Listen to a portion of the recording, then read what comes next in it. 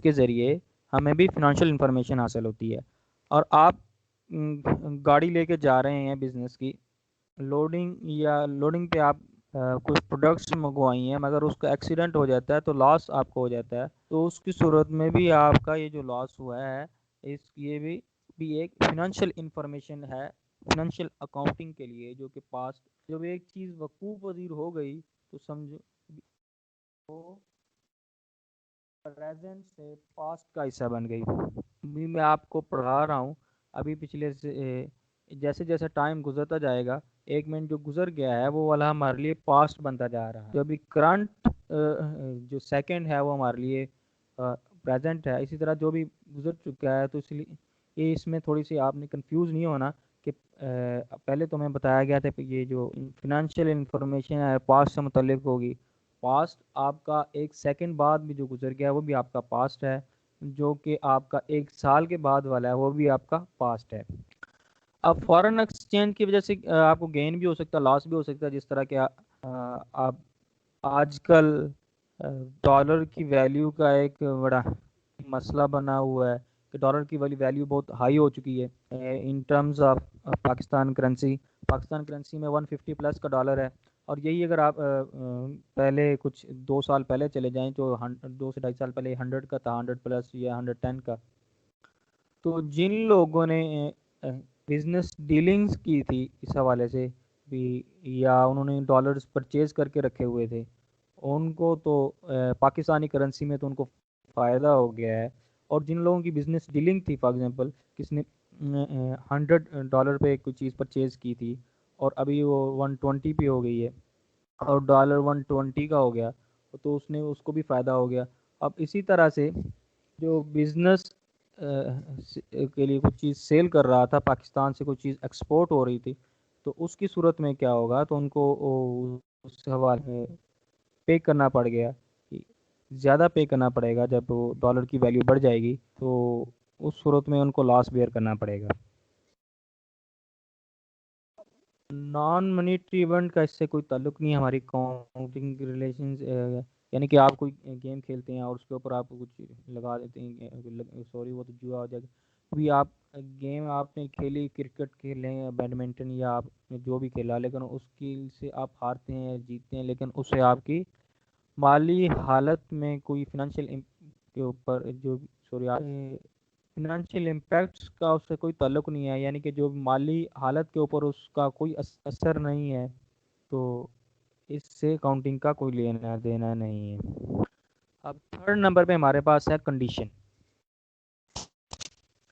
Condition ये है, कोई भी सर्टन हालत ऐसी वकूफ़ पज़ीर हो जाती है या कोई भी सर्टन शर्त रखी गई है अकाउंटिंग में या शराइत हैं कुछ, अगर वो वाक़ई होती हैं तो अकाउंटिंग की जो हमारे पास स्टेटमेंट्स उनमें हमने कुछ एडजस्टमेंट्स करनी होंगी, उसमें हमें कुछ और एंट्रीज पास करनी होंगी। तो वो कंडीशन को पूरा करने के लिए और फेयर जो क्या कहते हैं अकाउंटिंग की स्टेटमेंट्स में या फाइनेंशियल स्टेटमेंट्स में कुछ फेयर व्यू के लिए वो सर्टन एंट्रीज का पास करना हमारे लिए ज़रूरी होगा। IFRS जो अकाउंटिंग स्टैंडर्ड्स हैं उसकी रूह से हमें ये कंडीशंस जब लागू हो जाएं तो उसके लिए एंट्रीज को एडजस्ट करना हमें लाजमी है।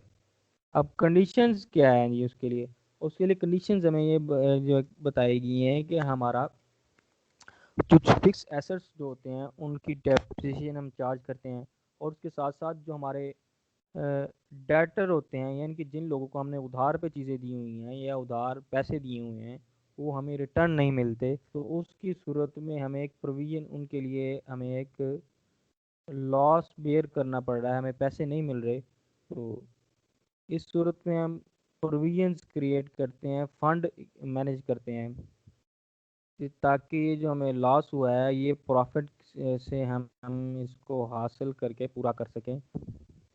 तो उस सूरत में ये जो दो सिचुएशन है अगर ये होती हैं तो इस सूरत में हमको कंडीशन वाली सूरत हाल का सामना करना पड़ता है।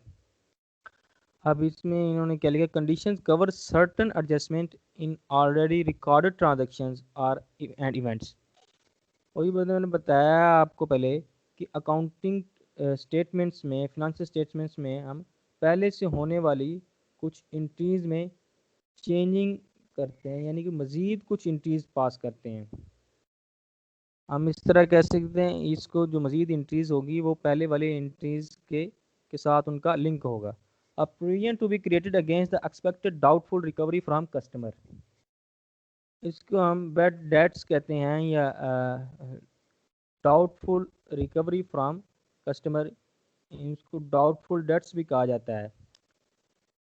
एक चीज़ हमने कस्टमर को सेल की 10,000 रुपये की, और उसने हमें तकरीबन कुछ 6,000 रुपये पे कर दिए हैं इंस्टॉलमेंट्स में, मगर बाकी जो 4,000 रुपये हैं वो अभी तक पे नहीं कर रहा, और उसको टाइम उसको 2 साल का था और टाइम को अभी 4 साल गुजर चुके हैं, और अभी हम एक्सपेक्ट भी नहीं कर रहे कि आगे कोई ऐसी सूरत हाल होगी कस्टमर हमें आके पैसे पे बैक करेगा। तो इस सूरत में वो डाउटफुल जो हो गया वो हमारे पास एक प्रोविजन क्रिएट करेंगे और उसको हम एडजस्ट करेंगे।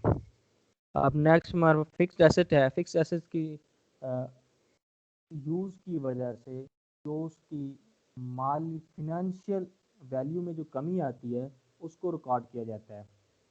फॉर एग्जांपल एक शख्स की बिज़नेस की गाड़ी है, और गाड़ी हम यूज़ करते हैं कुछ माल लाने और ले जाने के लिए, तो उस सूरत में जो उसकी वैल्यू में कमी हो रही है तो वो उसको हम रिकॉर्ड करेंगे, और इस तरह उसकी डेप्रिसिएशन को कंडीशन पूरा होने की सूरत में हम रिकॉर्ड कर रहे हैं। ये इस तरह हमने ये 3 चीज़ें पढ़ी हैं, कौन कौन सी? ट्रांजैक्शन, इवेंट और कंडीशन। जब ये तीनों चीज़ें हमें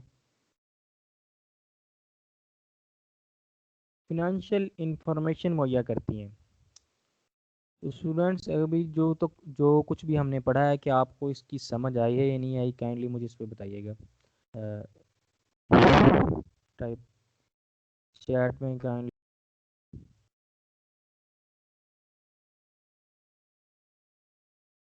अच्छा बेटा, कंडीशन का मैं आपको दोबारा बता देता हूँ।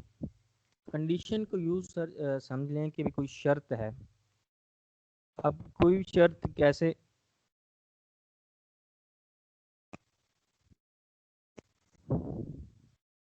ठीक है जी, आ रही है समझ। ओके,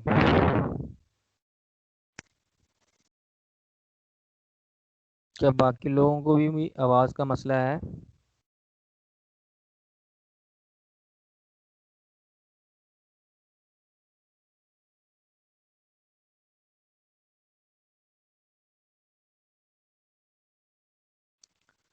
अच्छा जी, कंडीशन।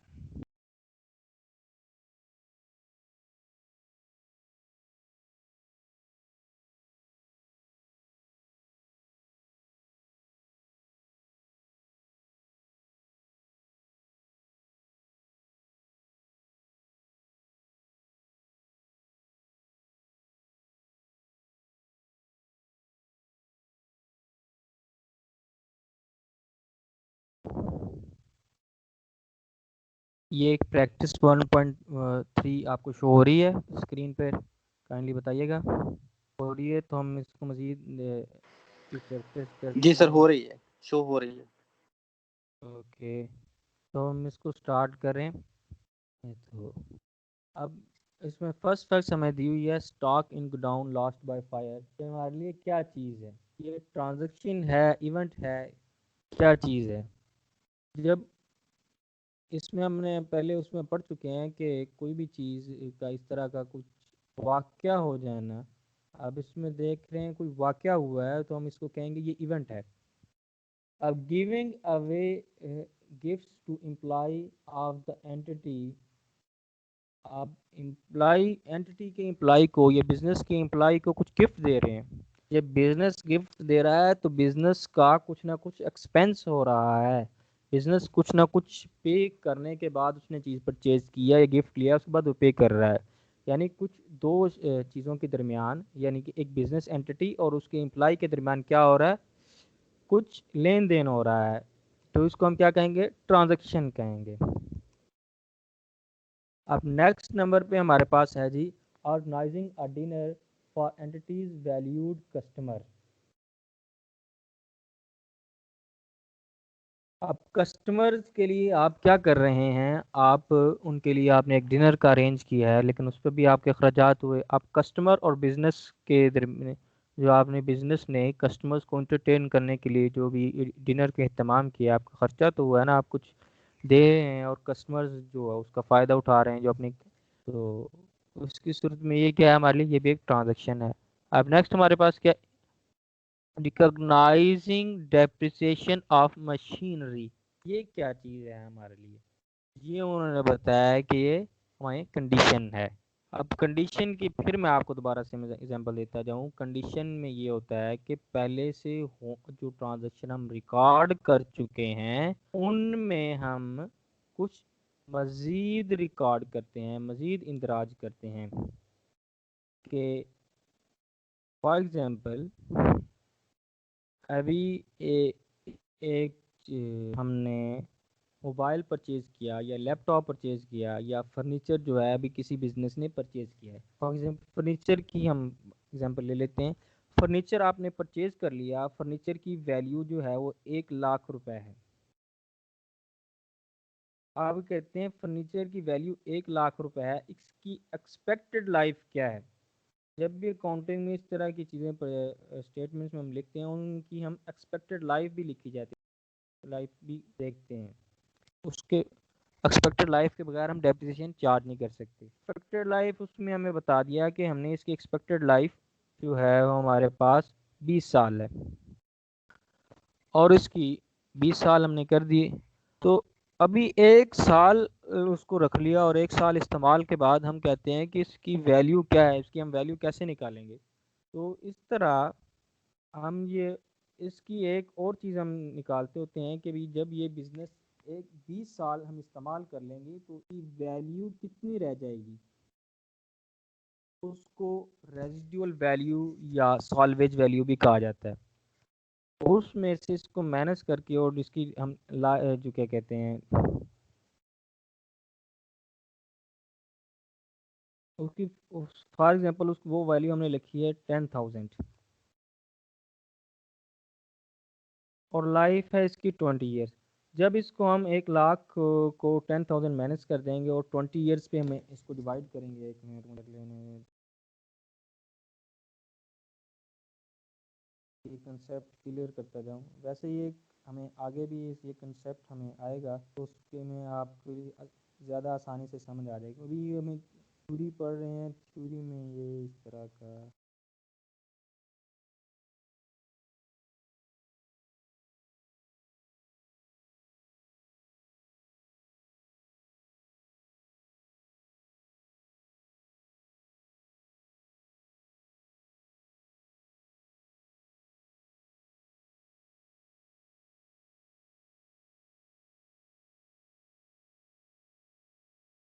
4500।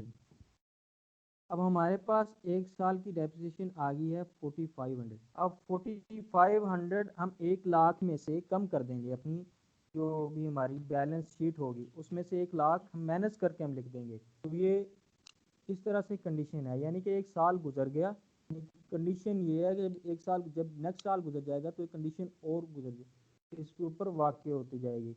इस तरह से हमें बात का insurance claim recovered from insurance company against stock lost by fire. आपका स्टॉक जल गया था, स्टॉक के बदले में आपने इंश्योरेंस कराई हुई थी तो इंश्योरेंस वालों ने आपको कुछ रकम दी, तो ये भी क्या है, आपका ट्रांजैक्शन है। Cash pay as a charity to hospital, आप कैश पे कर रहे हैं किसको, हॉस्पिटल को, चैरिटी के तौर पर। कुछ ना कुछ तो आपके पास जा रहा है, हॉस्पिटल कुछ ना कुछ ले रहा है, जो कि किस में हम देख रहे हैं, इकोनॉमिक बेनिफिट है। तो इकोनॉमिक बेनिफिट ये भी एक ट्रांजैक्शन है।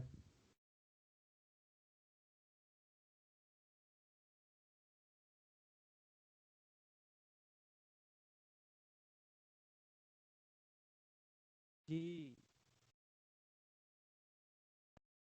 आ गई है सबको।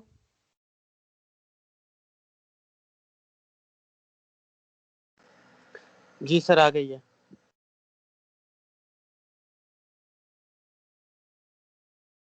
नेक्स्ट हम चल रहे हैं आगे। नेक्स्ट पढ़ने लगे हैं जी मनी मेजरमेंट। अब अकाउंटिंग में जितनी भी चीज़ें हमने दराज करनी है, लिखनी है या उसके लिए हमें मनी मेजरमेंट के कंसेप्ट का पता होना चाहिए। मनी मेजरमेंट का कंसेप्ट हमारे पास क्या है? हम की भी चीज़ लेते हैं उसको हमने करेंसी की सूरत में उसको वैल्यू देनी है, या जिस तरह के इन्होंने बता दिया गया है, money measurement means to assign a value in reporting currency to an accounting phenomena. यानी कोई भी कंडीशन है या कोई भी इवेंट है या ट्रांजैक्शन है, उसको हमने अकाउंटिंग की वैल्यू जो देनी है करेंसी की सूरत में शो करके देनी है। फॉर एग्जांपल एक मोबाइल, अब 5 मोबाइल हम भी हमारे पास हैं, अब 5 मोबाइल हमारे लिए अकाउंटिंग में वैल्यू नहीं है। अगर 5 मोबाइलों की कीमत जो है वो हमारे लिए वैल्यूएबल है, जो हमने शो करवानी है अकाउंटिंग स्टेटमेंट्स में। जो भी हम जो हमारी होगी फिनेंशियल स्टेटमेंट्स जितनी भी होंगी, हम उसमें ये तादाद नहीं लिखेंगे, उसकी वैल्यू लिखेंगे। अब जो उसकी वैल्यू बन रही होगी, फॉर एग्जांपल एक मोबाइल की हमारे पास 5000 है, तो हम पहले तो 25,000 हम अकाउंट मोबाइल हमने परचेज किए हैं 25,000 के, तो हम 25,000 फीस लिखेंगे उसमें अकाउंट फाइनेंशियल स्टेटमेंट्स में। इस तरह जितनी भी इवेंट्स हों या ट्रांजैक्शंस होंगी या कंडीशन, उन सब को हमने रिपोर्टिंग करेंसी में, ये जो भी हम करेंसी में जिसमें हमारा बिजनेस चल रहा है या जिसमें हम अपनी स्टेटमेंट्स में बना रहे हैं, तो उसकी सूरत में हमने शो करवाना है। ये हमारे पास मनी मेजरमेंट का कंसेप्ट है। इस तरह उन्होंने टेबल की एक एग्जांपल दी है। अब टेबल हमारी आसानी के लिए भी हम इसको टेबल को किस किस तरह माप सकते हैं। हम इसको उसमें वज़न की सूरत में फरमाइश करना चाहें तो उसका वज़न 10 है। अगर इसको हम लेंथ की सूरत में करना चाहें तो ये 3 फीट का है। अगर हम इसको हाइट की विड्थ की सूरत में तो ये 1.5 का है, और मेजर करना हाइट में करना चाहिए तो 2 फीट का है। अब इसी तरह से अगर हम इसको प्राइस की सूरत में या अकाउंटिंग में हम मेजर करते चाहेंगे तो हम कहेंगे ये ₹50,000 it's money measurement in reporting currency, यानी कि इसकी वैल्यू पैसे की सूरत में 15,000 रुपये है। ये है हमारे पास मनी मेजरमेंट। अब जिस तरह मजीद उन्होंने एग्जांपल प्रैक्टिस के लिए हमें एग्जांपल दिए, फॉर 30 नंबर ऑफ कंप्यूटर्स, ये आपको उसमें इसकी वैल्यू नहीं बताई, सिर्फ उसने नंबर बताया है। फॉर 30 नंबर ऑफ कंप्यूटर्स, ये हमारे लिए इसमें मनी मेजरमेंट इसमें कुछ भी नहीं है हमारे लिए। Next bought 10 fans ₹1500 each, cash paid immediately. अगर आपने कैश पे कर दिया है या नहीं किया ये एक अलग बात है, लेकिन आपने 10 पंखे खरीदे हैं और कितने का खरीदा है? एक 1500 का खरीदा है। इस सूरत में हमारे लिए क्या चीज़ है? ये मनी मेजर का कंसेप्ट इस पर लागू हो रहा है।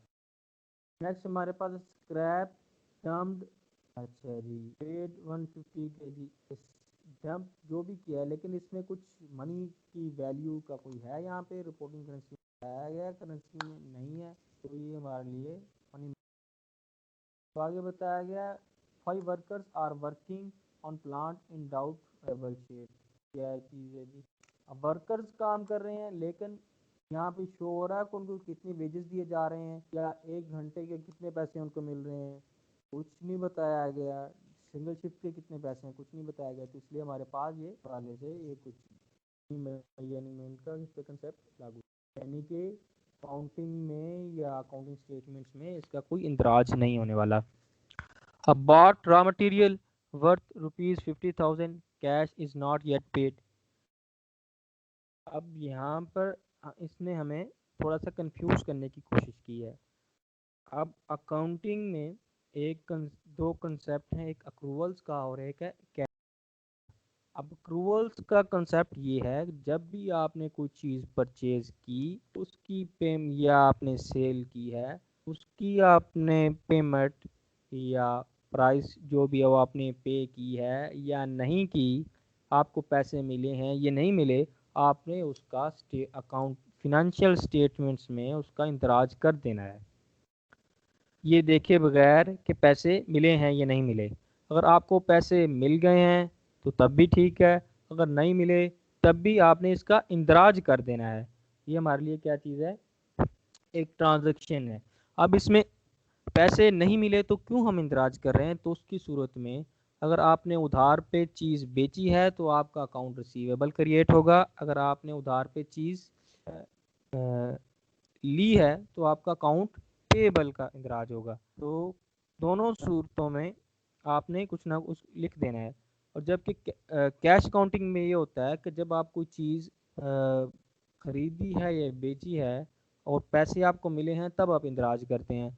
तो हम जितनी भी अकाउंटिंग पढ़ेंगे ये अक्रूवल सिस्टम पे ऊपर है, यानी कि जब भी आप कोई चीज़ ले रहे हैं या दे रहे हैं, आपने उसकी प्राइस पे की है ये नहीं की, उसका आपने फ़ौरन से इंदराज कर देना है। तो इसलिए इस लास्ट वाली के ऊपर ये हमारे लिए एक ट्रांजैक्शन है और इसके ऊपर मनी मेजरमेंट का कंसेप्ट लागू होगा, क्योंकि ये हम करेंसी की सूरत में इसको शो कर रहे हैं, रिपोर्ट कर रहे हैं।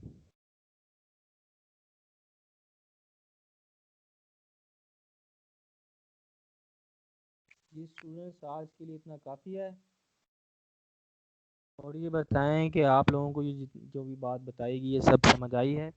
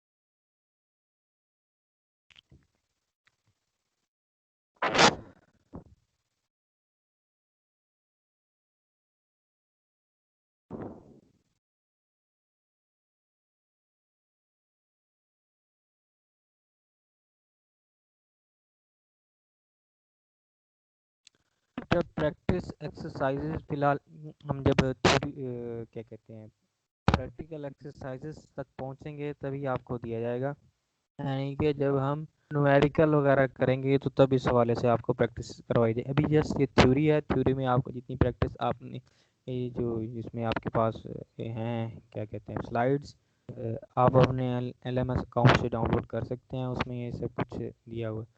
उसमें जो बात आपको समझ ना आए आपको मुझे मैसेज कर सकते हैं और मुझसे आप पूछ सकते हैं व्हाट्सएप पे।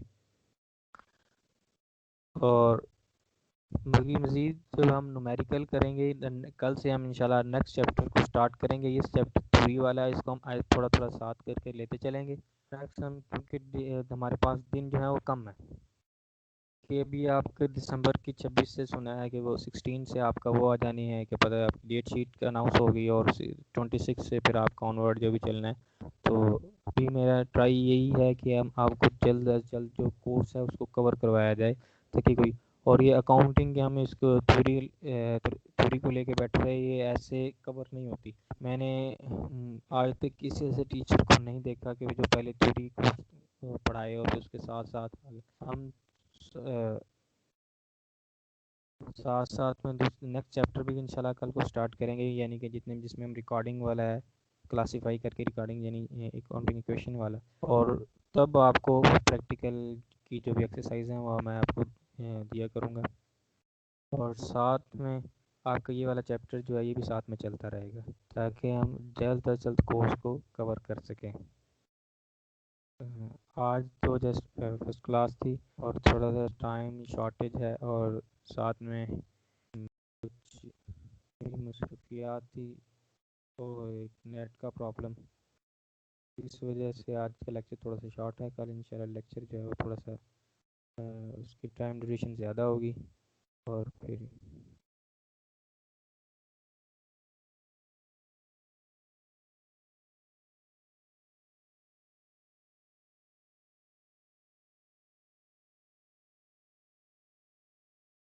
गेम 4 चुके हैं जी, ठीक हो गया।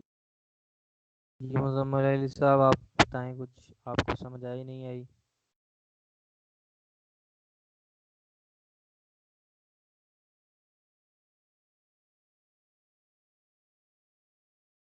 ठीक है, फिर आज के सेशन के लिए इतना ही। अच्छा जी, ड्राइव कर रहा है, ठीक है।